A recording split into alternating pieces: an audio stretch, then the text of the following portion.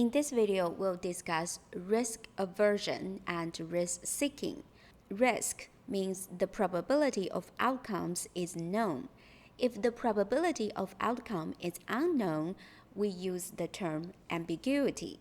People tend to have ambiguity aversion, which means our tendency to choose an option with a known probability of an option with an unknown probability. When it comes to risk, our risk preference does not remain constant. It changes with potential gains and losses. We are risk averse for gains but risk seeking for losses. In an all or nothing scenario, you have two options. Option A, take a guaranteed $100.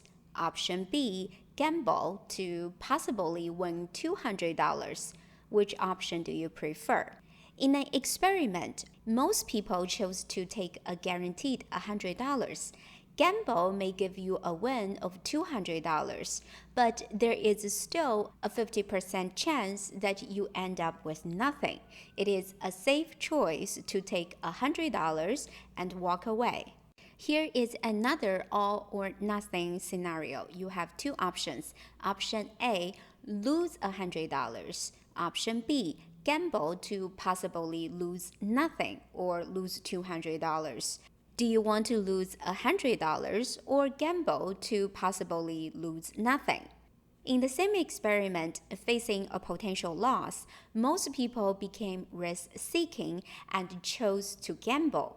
If you win the bet, you have a 50% chance of losing nothing and a 50% chance of losing $200. People are more willing to take a higher risk to avoid a loss. Imagine you're running for a public office. Your constituents asked you to address a controversial issue. Reporters request interviews with you to discuss your stance or plans of how to address the controversy. You have two options. What would you do? Option A, do everything you can to avoid the controversial issue. Option B, announce a bold plan to address the controversy. What would you do?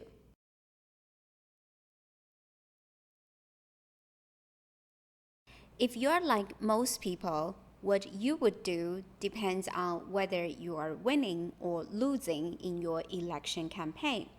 If you're ahead of other candidates in election polls, you are likely to choose option A, which is a risk-averse option. You want to be cautious because one single misstep can cost you a lot in the upcoming election. However, if you are behind or even trailing in the option polls, you are likely to choose option B, which is a risk-seeking option. You don't have much to lose. Why not take a risk and see what happens? To pull the United States out of the Great Depression in the 1930s, Franklin D. Roosevelt tried many precedent-breaking programs. Many of them succeeded, and others failed. Roosevelt had a predisposition to taking risks. When he was shouldering the responsibility to lead the country during the Depression, he had no problem with a trial and error approach by flinging things against the wall and see if they would stick. To choose an individual to take the helm of an organization, you can choose either an insider or an outsider. Which choice is riskier? Leadership succession is risky business. A board or committee tends to be risk-averse and select an insider. After all, an insider knows what the organization does and how it operates. By comparison, an outsider is risky. There is a chance that the outsider brings chaos and creates a toxic environment. But there is also a chance that the outsider generates substantially positive performance outcomes. How you move a computer mouse while deciding whether to click on a risky or safe bet may reveal how much of a risk taker you are. If your computer mouse drifted toward the safe option on the computer screen, even when you ended up selecting a risky option, you are likely to be more risk averse than your choice would indicate. On the other hand, if you move the computer mouse toward the risk before accepting the safe option, you are likely to be more open to risk than it seems. How much your hand is attracted to the choice you did not select and how much hesitation you experience can reveal a lot about how difficult the decision was for you. How does a group's collective risk preference change?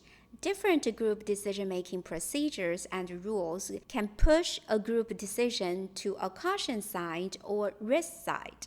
First, when group members know one another's prior decisions, the group becomes risk-seeking. Second, the bigger the group size, the more risk-seeking the group becomes. Third, each group member's innate predisposition to risk tolerance also influences how risk-seeking a group becomes. Entrepreneurs are more tolerant of risk than non-founder executives. Putting a group of entrepreneurs together, they collectively make riskier decisions than those made by executives.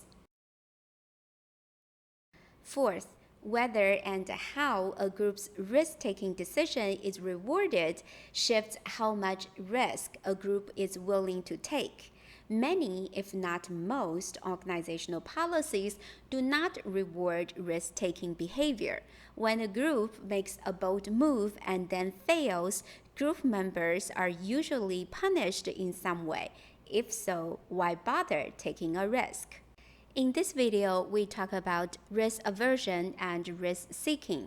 Our risk preference does not remain constant. It changes with potential gains and losses. We are risk averse for gains, but risk seeking for losses.